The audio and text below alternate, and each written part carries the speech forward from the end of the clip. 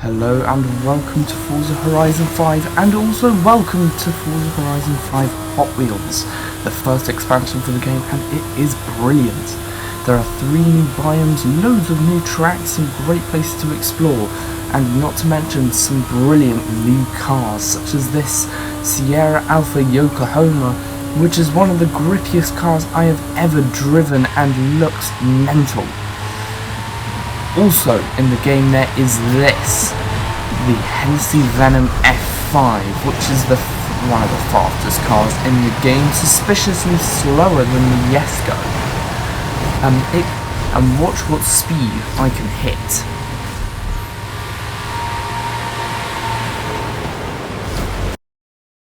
But today I am not doing a video on Hot Wheels. In fact, I am going back to the main map to look at the story of a sports car, the story of a legend, even the story of one of the best-selling cars of all time, the Mazda MX5. But actually we start here, with old British roadsters.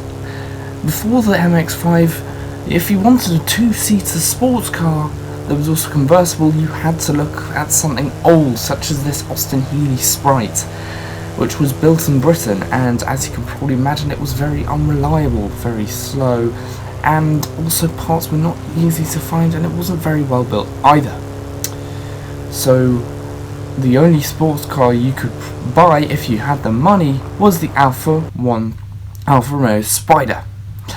I will link to the video which I reviewed that in up here.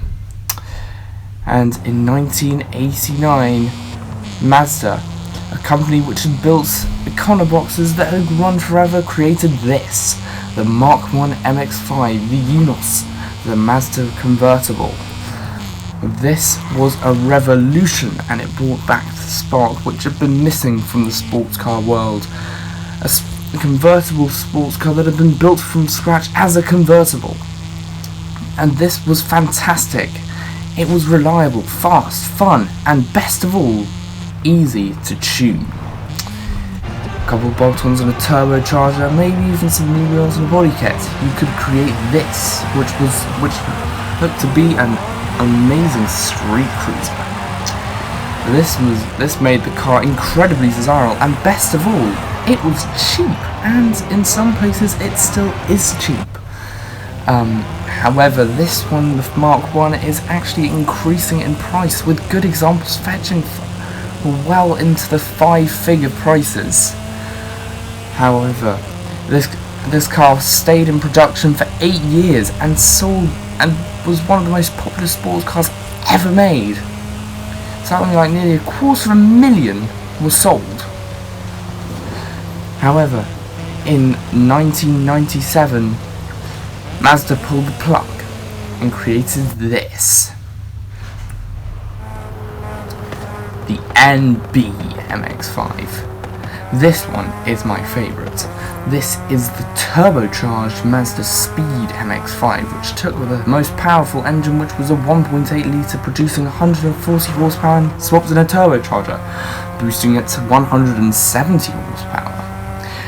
This meant this car was an absolute rocket ship. It could get to 60 in 6.7 seconds, which was a mind-boggling for the time. And best of all, it meant that this thing was even more fun to drive. It featured more rigid suspension, better tyres, and, well, obviously more power.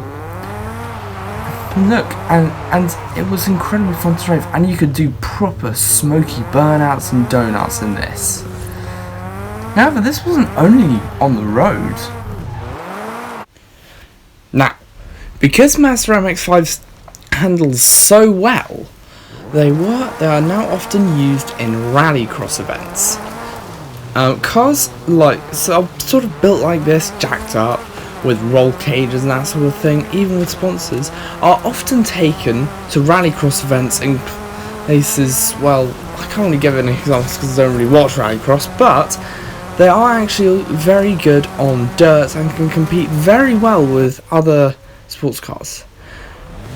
Now, in 2005, Mazda launched this, This is the Mark III MX5 and was completely different, radically different styling. Flared wheel arches, how can I put this, indented headlights. I mean, I'm not the biggest fan. I mean, it's a lot heavier than the older MX5s, but this one's probably got this one had a little more power.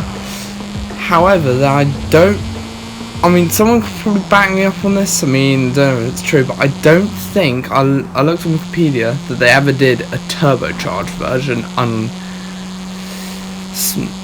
but this was the first MX5 to feature an electric roof. And also it had a radically different cockpit. It stripped out all the old late 90s and early 2000s interior and gave it some new 21st century stuff. And also some more safety features. So this car was more safe, and it's a lot bigger than the other MX5s. However, this also meant it was very good on a racetrack.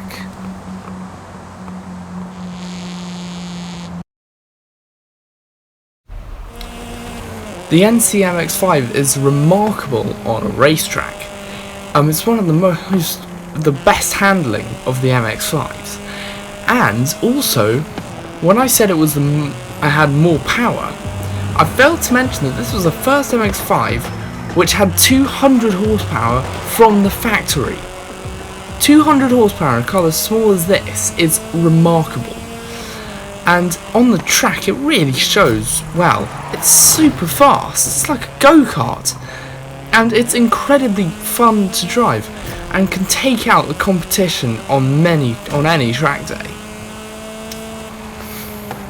But in 2014, Mazda pulled the plug again and gave us this.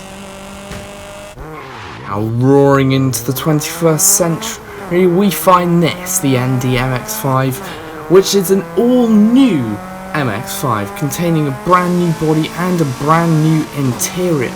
This car contained many new technologies, such as a reversing camera as standard and even speakers in the headrest. It also sounds better. It has a new special 1.8 litre engine that develops, I meant the 2 litre engine that develops 180 brake horsepower and is not even turbocharged, so that is actually very, very good. It even handles very well, and in 2021, last year, the new MX5 featured a special system in which, when you went round a bend fast, it would apply one of the brakes to try and make sure the car didn't understeer or oversteer. This made this car very good on a track. Every year, in racetracks across the world, the global MX5 Cup takes place, where cars such as this ND MX5 are specially modified to a certain standard so they can compete against other MX5s from all generations. This particular MX5, the ND, has 181 horsepower, a 7,500 RPM regulator, slightly lighter, has a roll cage, and has also got stiff springs and better tyres. This means it is a track monster. This thing is incredible. It's got no aero at all, not even a front bumper or even a wing. It's still fantastic, and it can easily take down your position. So, now you've seen that this MX5 is so popular, it even has its own motorsport. So there you go, that is the story of the MX5. 30 years post-production, 4 generations, and it's still a legend even to this day. This car will live on as a feature. And, by the way, if you like this video, I will make some more of these. I will find some other cars on Forza to tell the story of them. Anyway, I hope you liked this video. Please smash like. I hope you've learned something today, and I will see you next time. Hopefully with another story of a car. So see you then. Goodbye.